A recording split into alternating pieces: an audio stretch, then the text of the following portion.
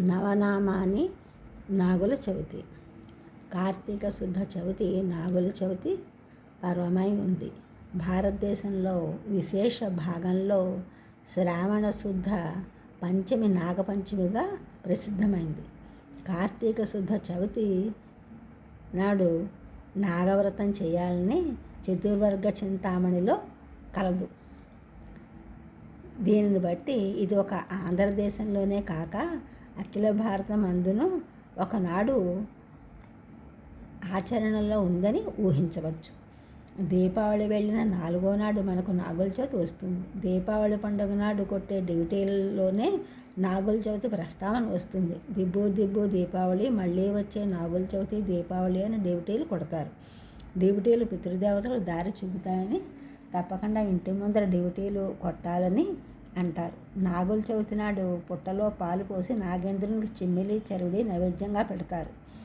బాలనాగులు, బెమిడి నాగులు, కోలనాగులు, కొదమనాగులు, బంగారపు నాగులు వెన్నటిని వస్తారు, చీకటిని వస్తారు. పడగ తొక్కితే పారిపోయి, నడుము తొక్కితే నావాళ్ళనుకుని, తోక తొక్కితే తొలగిపోయి, కాచి రక్షించు తండ్రి నాగేంద్రుడా ఫణీంద్రుడా అంటారు. చెవి బాధలు, కంటి బాధలు ఉన్నవాళ్లకు చవితి ఉపవాసం మంచిది. నాగుల చవితి నాడు పుట్టలో పాలు పోసి ఆ పుట్టమట్టిని కొద్దిగా తీసుకుని చెవులకు పెట్టుకుంటారు. ఆ మట్టిని పుట్ట బంగారం అని గొప్ప పేరుతో పిలుస్తారు. కార్తీక మాసంలో పౌర్ణమి వరకు పంచపర్వాలు అని విశేష పూజలు, ఉపవాసాలు, స్నానాలు చేస్తారు. కార్తీక సోమవారాలు ఉపవాసం విశేషంగా చేస్తారు. నాగేంద్రుని నవనామాలు జపిస్తూ పాలు పోయాలి.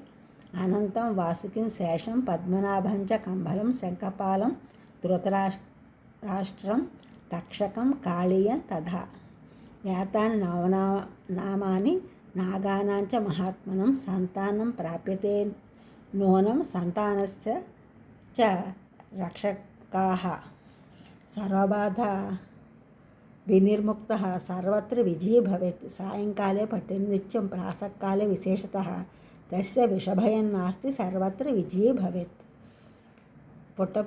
ఆచారం లేని వాళ్ళు ఇంట్లోనే దేవుడి దగ్గర గోడ మీద పసుపుతో రాసి దానిపైన కుంకంతో సర్పాకారం వేసి పాలు పోస్తారు.